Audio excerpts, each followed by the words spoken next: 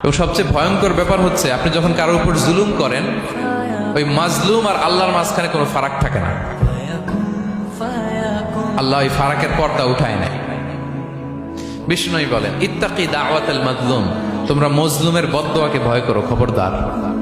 কারণ ফাইন্না লাইসা বাইনাহু ওয়া বাইনাল্লাহি হিজাব, তার আর আল্লাহর মাঝে কোনো পর্দা থাকে না। দোয়া করলেই ওটা আরশে যেয়ে কবুল হয়ে যায়। আল্লাহ তাআলার চারিপাশে অনেক পর্দা আছে। কেউ কেউ বলে 70,000 নূরের পর্দা। 70,000টা সহিহ হাদিস দ্বারা সাব্যস্ত না, কিন্তু অসংখ্য অগণিত পর্দা, এবং পর্দাও এটা নূরের পর্দা। আচ্ছা বলেন তো, জানলা দিয়ে বাইরের আলো ঠেকাতে আমরা দেয়ালে জানালায় কি লাগাই?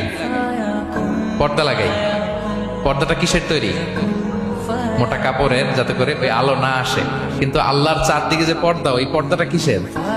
নূরের, আলো। ওনার পর্দায় আলো দিয়ে তৈরি। সুবহানাল্লাহ বললেন না?